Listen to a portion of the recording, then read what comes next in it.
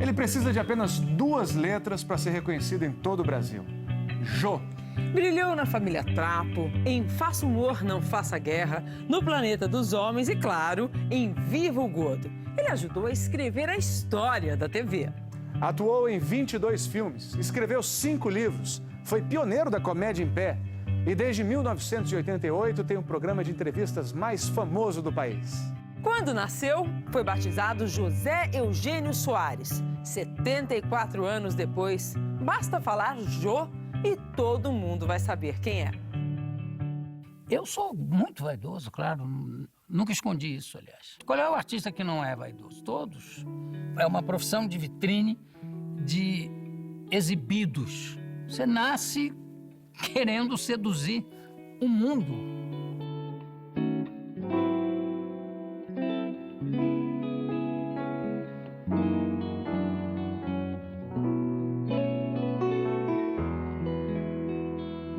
As minhas mais lembranças de infância são muito mais da época do colégio interno no Brasil, onde eu chorava muito, era uma coisa assim excessiva, sabe? Era uma coisa de sensibilidade quase gay. Se você não tivesse uma média de notas superior a 5, você ficava preso o fim de semana. Isso me desesperava. Eu acho que isso é que me obrigou, na época, a ser bom aluno, porque eu tinha um medo de passar o fim de semana no colégio. Eu chorava muito. E até os professores me sacaneavam, porque diziam assim, quer ver como ele chora? Poeta, chora! Meu apelido era, sendo gordo, ter o apelido de poeta, eu acho que já é uma vitória. Chora aí, poeta! Aí eu puxava uma angústia e chorava. Eu fui estudar na Suíça quando eu tinha 12 anos e voltei com 17.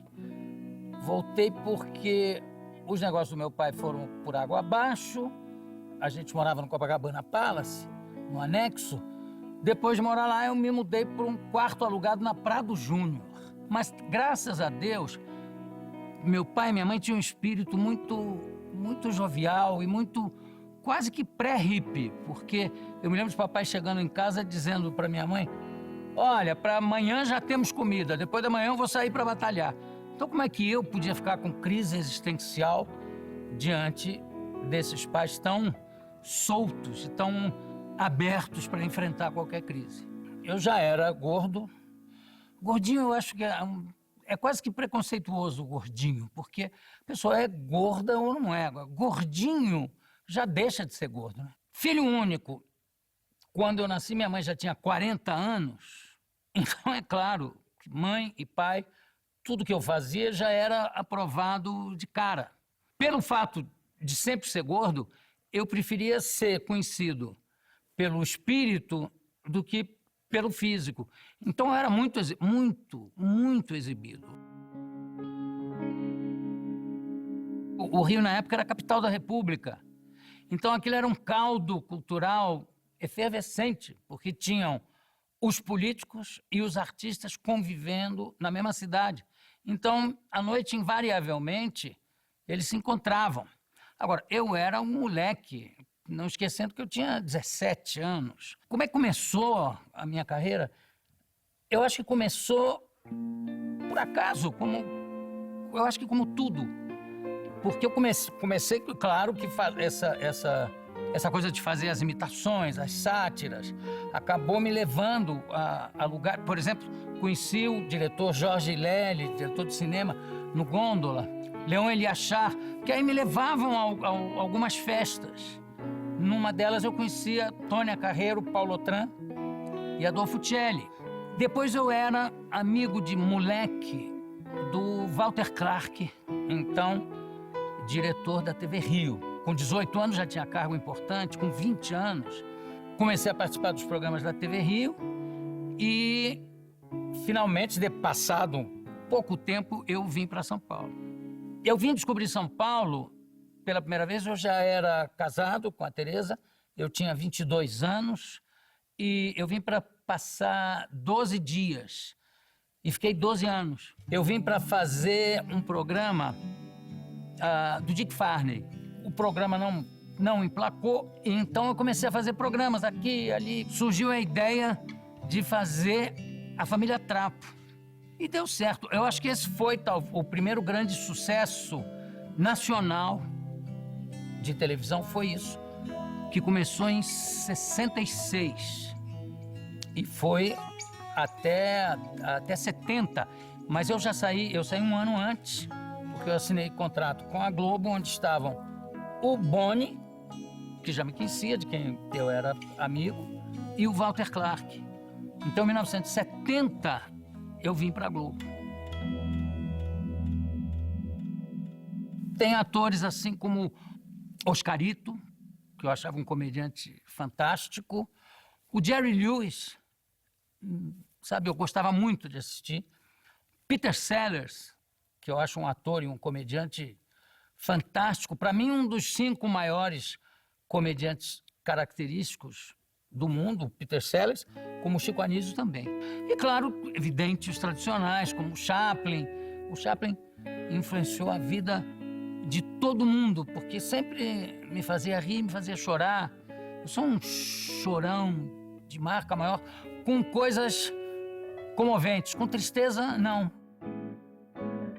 Eu não me vejo refazendo os mesmos personagens com a cara de hoje, os personagens que eu fazia nos anos 80. Não sinto isso, sabe? Não tenho nada contra programas de quadros, de esquetes de humor. Mas não é mais o que me impulsiona, não é mais a minha. Eu acho que eu descobri também, sem querer, a grande vocação da minha vida, que é o programa que eu faço hoje, que é a coisa que me dá mais prazer, mais alegria de fazer, sabe? Que eu me sinto muito vivo ali. A maior atração do mundo, para mim, é o bate-papo, é a conversa, o talk show, e o talk show em particular também, você conversar e ter uma pessoa que converse bem com você, nossa, eu acho que é dos prazeres mais gratificantes que existem. Eu fiz vários personagens escritos pelo meu querido Max Nunes, pelo Wilton Marques, que estamos juntos até hoje, e até Haroldo Barbosa, e meus. Aqui chegou uma hora que era por exemplo, Capitão Gay, eu me lembro que eu tive a ideia do Capitão Gay, acordando no meio da noite, por que é que não tem um herói de gibi viado, meu Deus do céu? Tem de tudo, não tem um gay. Aí eu pensei, o Capitão Gay, eu levantei da cama para escrever o quadro. A partir daí, nós todos escrevíamos o quadro. Foram mais de 200 personagens. Então, eu não sei. E tem uma característica curiosa, é que poucos personagens meus tinham nome. Eram mais conhecidos pelo bordão ou pelo quadro. Deste povo onde eu piso, deste solo... Não, contrário. Deste solo onde eu piso, deste povo que eu amo. Que eu sou? Sois rei! Saudade, eu não sou uma pessoa saudosista, mas nem um pouco, sabe? Então, acho que eu estou fazendo o que eu gosto, o que eu quero fazer. Na minha vida, tudo que eu fiz foi tomando riscos. Sem ter até consciência, só tenho consciência disso depois da coisa feita, né? Quando eu tive a proposta de mudar de canal, o fator decisivo foi a possibilidade de fazer o talk show. A gente terminou, no fim do contrato, eu falei com o Boni, que é meu amicíssimo, que na época ficou um ódio, né? Claro. Porque eu falei, não, eu quero, aí não é nem uma questão salarial, é que me abre a porta para um tipo de programa que eu sei que eu quero fazer. Nunca tive essa coisa esquemática, programada, sabe? Vou fazer assim, vou fazer assado. Não, era fazer mais do que pensar. Aliás, eu devo dizer que fazer o programa diário foi ideia do Silvio. Ele falou, não, esse aqui tem que ser diário. Eu falei, não, mas diário? Ou é diário ou não é, porque isso aqui, se for só uma vez por semana, não emplaca. Com intuição de tigre, né? Eu acho que tudo é linguagem de televisão, porque no fundo a televisão é um eletrodoméstico. O que importa na televisão é a qualidade do espetáculo. É uma transmissora, a televisão, uma grande transmissora. Você leva do local e mostra em casa. Ô, Tele, tu tá cuspindo no prato que comeu? Tu também foi ponta, Tele! Bota ponta na seleção, Tele! Eu não me assisto nunca. Eu tenho um pudor de me ver. Quando eu me vejo na televisão, eu chego a me achar gordo. Você vê que absurdo.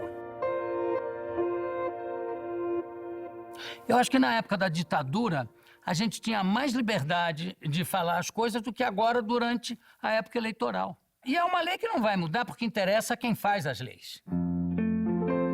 Eu sou um hipocondríaco de doenças exóticas. Beriberi. Eu nem sei o que é, mas tenho pavor de pegar isso. O medo da morte é um sentimento inútil. Você vai morrer mesmo, que adianta ficar com medo. Eu tenho medo de não ser produtivo. Citando meu amigo Chico Anísio, perguntaram para ele, você tem medo de morrer? Ele falou, não, tenho pena. Impecável. Nada. Eu espero viver mais uns 50 anos para ver se eu consigo ver alguma coisa. Eu já estou firmando compromisso para daqui a 30 anos, então não dá para parar antes.